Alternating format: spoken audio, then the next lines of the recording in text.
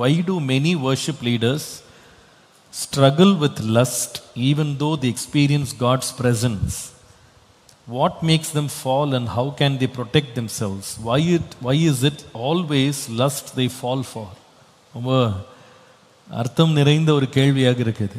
அதாவது ஆராதனை நடத்துகிற தலைவர்கள் என்று அறியப்படுகிறவங்க ஏன் இச்சையோடு போராடுறாங்க? தேவ சமூகத்தில் அவங்க தேவனுடைய சமூகத்தை அனுபவித்தாலும் இந்த இச்சையோடு அவங்க போராடி அநேகர் இந்த இச்சையில் விழுந்து போகிறாங்க. அவர்கள் எப்படி தங்களை பாதுகாத்து கொள்வது? ஏன் அவர்கள் தொடர்ந்து இப்படி இச்சையில் விழுகிற காரியங்களை நம்ம நிறைய கேள்விப்படுறோம். மாம்சத்திற்குரிய இச்சைகளின் காரியங்களில் ஏன் ஆராதனை நடத்துகிறவர்கள் விழுகிறாங்க அப்படின்ற ஒரு கேள்வி. இது ரொம்ப அர்த்தம் நிறைந்த ஒரு கேள்வியாக இருக்குது. அதாவது ஒரு மனிதனுடைய வாழ்க்கையில் மாம்ச இச்சை மட்டும்தான் மேஜர் ப்ராப்ளம் நான் சொல்ல மாட்டேன். That is one of the problems we all face. Yesu இதை பற்றி சொல்லும் பொழுது, யோவான் அப்போஸ்தலன் சொல்லும் பொழுது, தேவனிடத்திலிருந்து வராமல் உலகத்திலிருந்து வருகிற 3 காரியங்கள் அவர் சொல்கிறார். மாம்சத்தின் இச்சை, கண்களின் இச்சை, ஜீவனத்தின் பெருமை. இவைகள் தேவனிடத்திலிருந்து பரத்திலிருந்து உண்டாகாமல் உலகத்திலிருந்து உண்டாகி இருக்கிறதுன்னு சொல்கிறாரு. இதில் பாதிக்கப்படுறவங்க எல்லாருமே இருக்கிறாங்க. ஆனால் இந்த பாதிப்பை ஆராதனை நடத்துகிறவர்கள் மாத்திரம் இல்லை, ஊழியத்தில் இருக்கிறவங்க, சபையில் அறிமுகமானவங்க இதில் சிக்கும்போது அது ரொம்ப வெளிப்படையாக தெரிய ஆரம்பிச்சிருது. இதை ஒரு சாமானிய விசுவாசி இந்த காரியங்களில் விழும்போது அவர்கள் பிரபலம் இல்லாததுனால அது ரொம்ப வெளியே தெரியாமல் சில பேர் அந்த பிரச்சனையில் மாட்டினவங்க அமைதியாக சபையை விட்டு விலகி போயிடுறவங்களா கூட இருக்கிறாங்க. So they are not much noticed. அதிகமாக அவங்கள யாரும் கண்டுபிடிக்கிறது இல்லை. உதாரணமாக உலகத்தில் கூட ஒரு கிரிக்கெட்டரோ அல்லது ஒரு செலிபிரிட்டி, ஒரு நடிகன், நடிகை, அவங்க விஷயங்களை ஏதாவது ஒரு தவறு நடக்கும்போது அது பிரபலப்படுத்துறது ரொம்ப ஈஸி. அதை கேட்குறதுக்கு நிறைய பேர் ரெடியாக இருக்கிறாங்க. அது ரொம்ப பாப்புலராக மாறிடுது. அதுக்கு ஒரு மார்க்கெட் பெருசாக இருக்குது. ஏன்னா அவங்க ஏற்கனவே ஒரு பிரபலத்தில் இருக்கிறதுனால உயரத்தில் இருக்கிறது இடிஞ்சு விழும்போது அது எல்லாருக்கும் என்ன பண்ணுது, தெரிய ஆரம்பிக்குது இல்லையா? ஆனால் அதே இடத்துல அதே தவிர வேற சாதாரண ஒரு ஆள் அந்த ஊரில் செய்யும்போது அந்த வட்டத்துக்குள்ளே தான் தெரியும். அது பெருசாக ஒன்றும் வெளியே பரம்பினாலும் யாரும் கேட்க போகிறதில்ல, பார்க்க போகிறதில்ல. ஸோ விழுகை என்பது எல்லாருக்குமே உண்டு. அது வெறும் வர்ஷிப் லீடருக்கு நம்ம சொல்ல முடியாது. பட் வர்ஷிப் லீடர்ஸ் ரொம்ப கேர்ஃபுல்லாக இருக்கணும் இதில். அது உண்மை. அதாவது 3 விதமான பிரச்சனைகள் ஊழியத்தில் இருக்கிறவங்க, includes everybody, worship or any kind of மினிஸ்ட்ரியில் இருக்கவங்களுக்கு இந்த 3 ப்ராப்ளம்ஸ் ரொம்ப ரியல் ப்ராப்ளம்ஸ். இது 3லேயும் ரொம்ப ரொம்ப கேர்ஃபுல்லாக இருக்கணும். அது 3 காரியம் மெயினான பிரச்சனைகள் சொல்கிறது. ஒன்று இந்த லஸ்ட்டுன்னு சொல்கிறது, இச்சை. இது ரெண்டாவது மணி, பணம். மூன்றாவது பவர், அதிகாரம் அல்லது ஆளுமை. ஒருத்தர் ஒரு பொசிஷனுக்கு மேலே வந்துட்டாங்க அப்படின்னா நிறைய பேர் அவங்கள தேடி வர்றவங்க நிறைய பேர் இருக்காங்க. பல காரணங்களுக்காக அவங்களோட கனெக்ஷன்ஸ் உருவாகிறது இயல்பு. ஒரு பக்கம் ஜனங்களுடைய நெருக்கம் அவங்க பக்கத்தில் வருது, பணம் அதிகமாகிடுது, பவர். அவங்க கேட்டால் எதை வேணாலும் என்ன பண்ணலாம், டிமாண்ட் பண்ணலாம். அவங்க எதை வேணாலும் கேட்டு வாங்கிக்கலாம். அவங்க கேட்குறத மக்கள் செய்கிறதுக்கு என்ன பண்ணுவாங்க, விரும்புவாங்க. இப்போ ஒரு புகழில் இருக்கிற ஒரு ஆளை நான் இங்கே தான் சாப்பிட விரும்புகிறேன்னு சொன்னால் அதை கூட்டு போகிறக்கு ஆட்கள் இருப்பாங்க.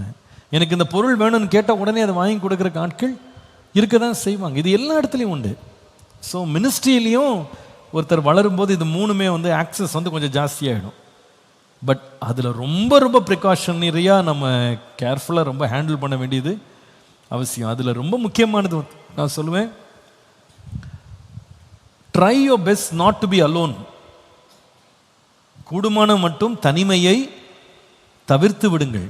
நீங்கள் வர்ஷிப் மினிஸ்ட்ரியில் இருக்கவங்களாம் இப்படி லஸ்ட்டில் விழுறாங்க அப்படின்றதுக்கு one of the main reasons lust அல்லது lust or money or power எல்லாமே இந்த தனிமை அது ரொம்ப தீனி போடும்.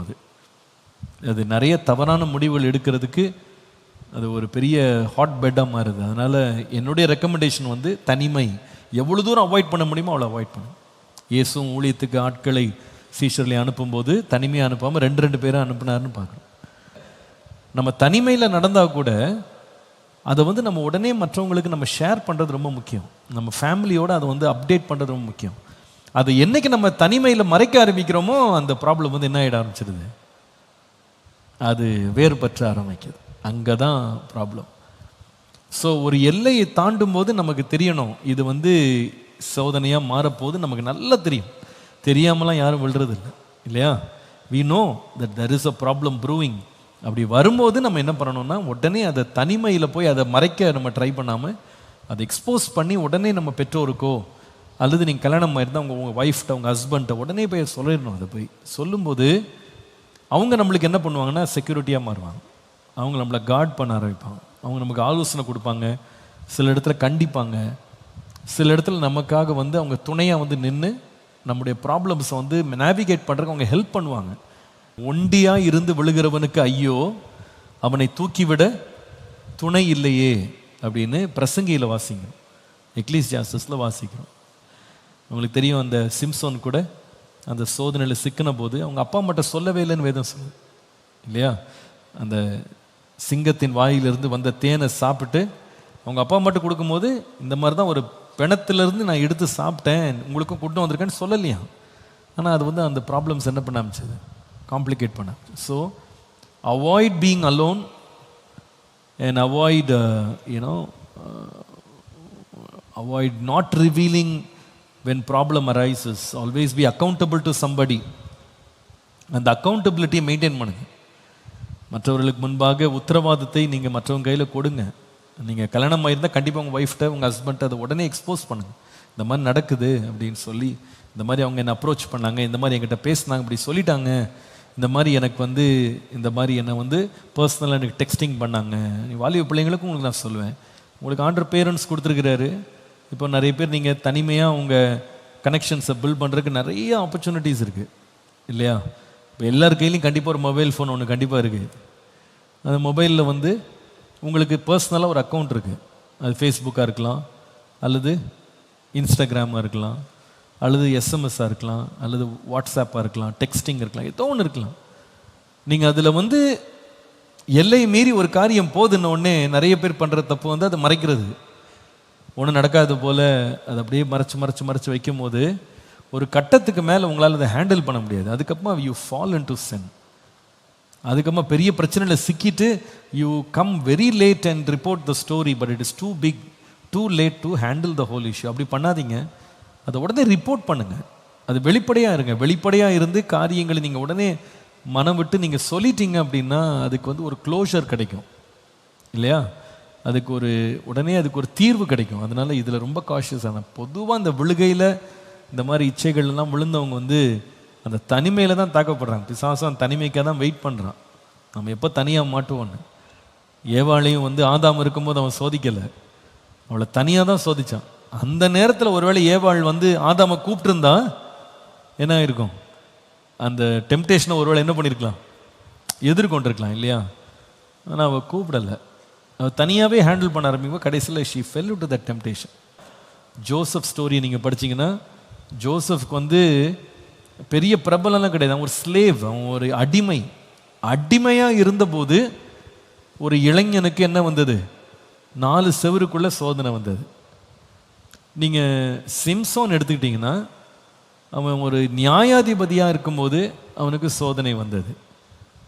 தாவீதை எடுத்துக்கிட்டிங்கன்னா ராஜாவாக இருந்தார், தேசத்திலே நம்பர் 1 அவர் தான், அவருக்கு என்ன வந்தது, சோதனை வந்தது. அப்போ எல்லாருக்குமே சோதனை இருக்குது. நீங்கள் மேரீட் ஆர் அன்மேரீட், நீங்கள் இப்போ தான் ஸ்டார்ட் பண்ணுறீங்க அப்படின்ற லெவலுக்கும் நீங்கள் டாப் பொசிஷனில் இருக்க எல்லாருக்குமே என்ன உண்டு, சோதனை உண்டு.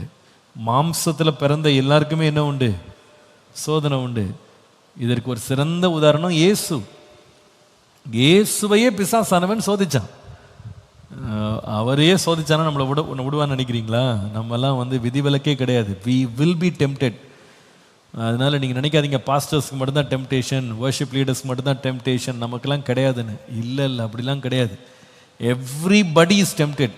ஆனால் என்ன, நீங்கள் ஒரு சாதாரண பிலீவராக இருக்கும்போது உங்களுக்கு வர்ற சோதனை நீங்கள் விழுந்தீங்கன்னா கூட அந்த கதை வந்து அதிகபட்சம் உங்கள் ஃபேமிலி அல்லது உங்கள் ஃப்ரெண்ட் சர்க்கிளோடு அது அப்படியே அமர்ந்துடும்.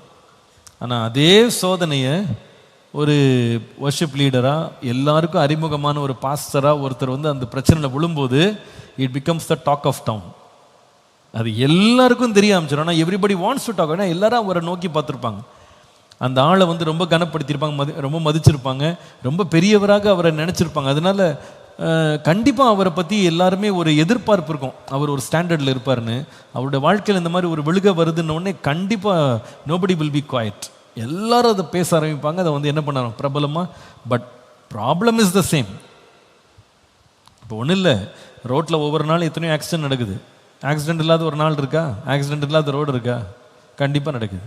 இப்போ நீங்கள் வெளியே வண்டி எடுத்து நிறைய பேர் நீங்களே பர்சனலாக நிறைய ஆக்சிடென்ட்ஸ் நீங்கள் ஃபேஸ் பண்ணியிருப்பீங்க. என் வண்டியை பின்னாடி ஒருத்தன் இடிச்சான் பாஸ்டர், நான் போய் தெரியாமல் ஒரு இடத்துல இடிச்சிட்டேன் அப்படின்லாம் நீங்கள் சொல்லியிருப்பீங்க. சில பேருக்கு கையில் அடிபட்டுச்சு, ஸ்க்ராட்ச் ஆச்சு.